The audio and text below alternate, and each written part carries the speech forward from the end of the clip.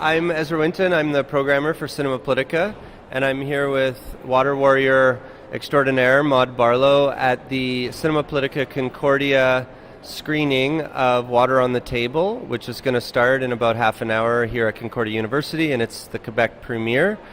And I just wanted to, first of all, ask Maude how she came to be, or how this film came to be made, I guess.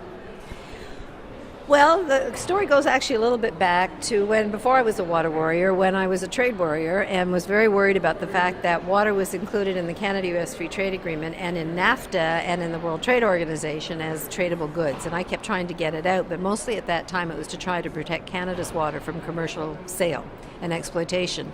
But the more I learned about it, the more I started to ask the question about the politics of water. And the more I learned about how the world is running out of water, the more I started to say, well, then who's getting to make decisions about who gets it and who doesn't? And why is it turning into something so valuable?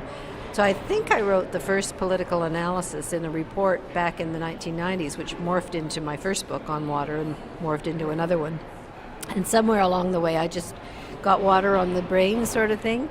And Liz Marshall, the wonderful filmmaker of this film, read the first book, Blue Gold, and brought me, she was working for Book TV in Toronto at the time, brought me on TV to talk about the book, and she and I became friends, and she just became determined she was going to tell this story. So it was kind of a parallel thing. The more I was learning about the water crisis, the politics of it, the environmental crisis, the human crisis, Liz was also developing a real consciousness and set out to find the way to get the money to make the film. And then when she got it, she followed me around for an entire year of my life. And so this is kind of a story of a year in my life.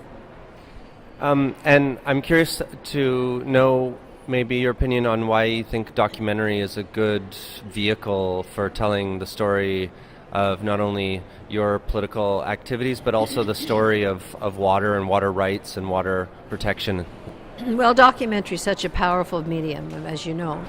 I mean, books are important, and we even sometimes use comic books. Like, we'll use anything to get our word out, fact sheets, all sorts of electronic stuff. We do viral tubes, video tubes and stuff. But the most powerful medium, I think, is still documentary, because you can tell a very complicated story. First of all, you've got the time, you've got the variety of voices that you can bring in. You can show the beauty. Liz just stops now and then and just makes you sit with the water images, and sometimes there's music, sometimes there isn't. But when you've been particularly, I'll find my stomach in knots watching a particular part of it, and then she brings in the water scenario. I calm down and I remember what it's about. You can't do that in any other medium. So it can tell a very complicated story in a really very moving way.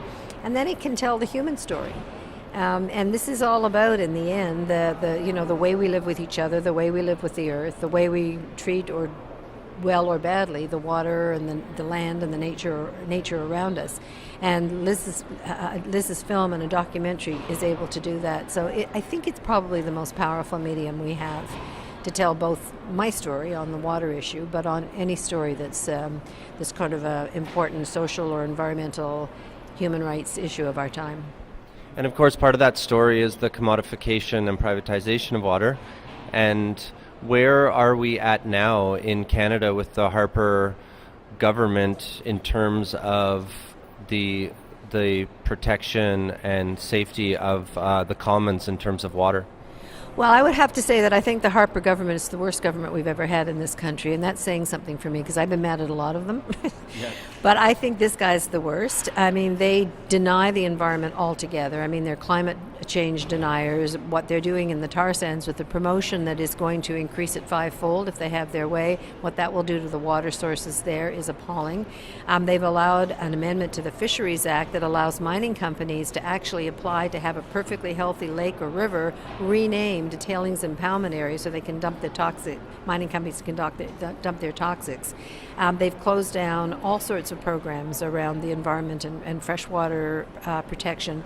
They refuse to even discuss the notion of a decent act. The National Water Act in this country is 40 years old, totally failing. We have crisis on our First Nations communities, but they're not willing to come up to pony up. In fact, the legislation they're introducing to deal with First Nations communities is basically to turn it over to them, not with any money attached, and say it's your problem. So really they're opening the door for the privatization of water. They know, I think, that it would be very unpopular to do it in an obvious way, just like it would be unpopular for them to undermine the Canada Health Act in an obvious way. So what they do is they allow a death of 1,000 cuts. So just like with healthcare, they allow privatization here, privatization there. They give preferential funding to municipalities that look at a private option, a private option for water services. Say you're building a new treatment plant, you're going to get more favorable funding consideration by the federal government if you have looked at or are choosing a private company, for instance. And this is right in one of the budgets a couple of years ago. So in just dozens and dozens of ways, I should say, they're kind of setting the stage for, I guess, when they hope they have a majority, and they can bring in a far more aggressive plan of water privatization.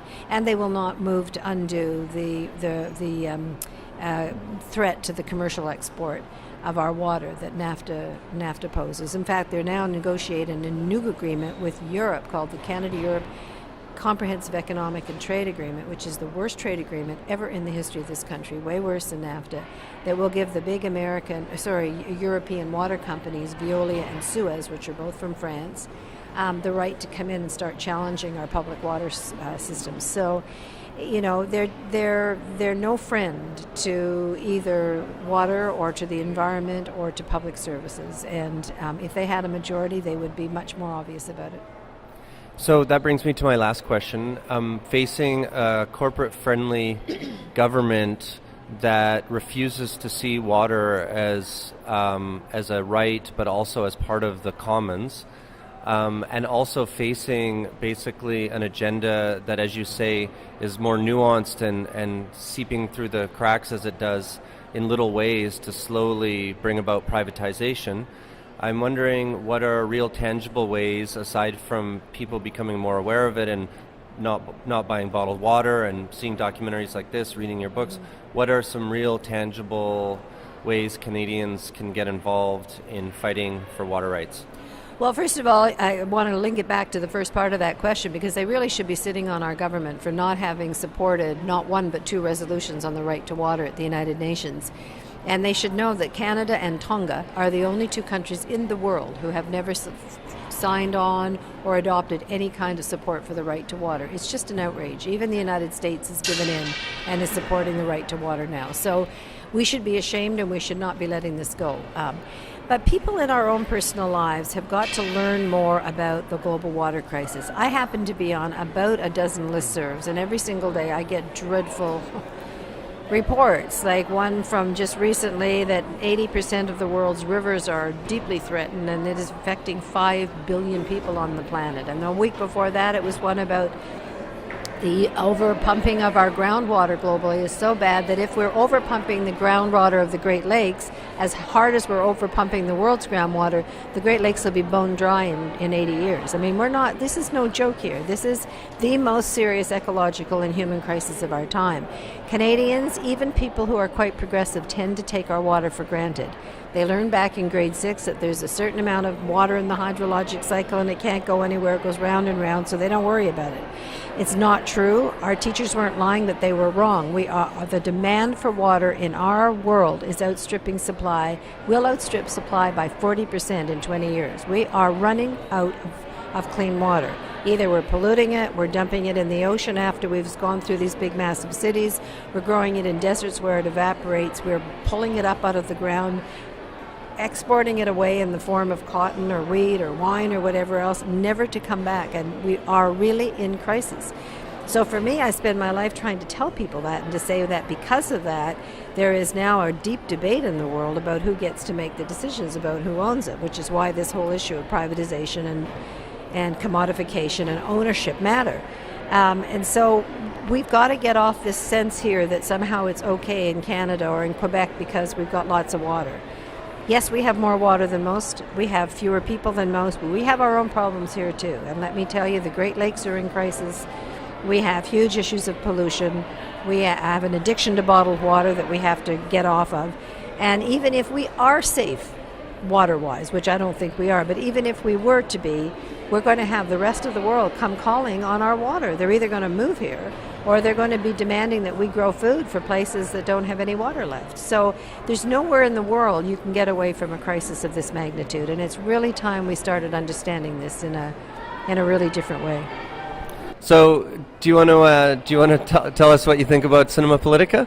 Cinema Politica is one of the best new kids on the block anywhere across the country. I'm absolutely thrilled that it exists, and I have watched the meteoric rise of Cinema Politica because people were so hungry to have a place where they could A, see the films they wanted to see, B, show the films that they've made, C, get together with people who care about the same things, watch these films together, and then talk about them, because it's all very different doing that than sitting watching it in your living room. It's very important to have that access too, but to be able to get together with people and really have a discussion about what you just saw and what it meant, it's fabulous. I'm a big fan of Cinema Politica.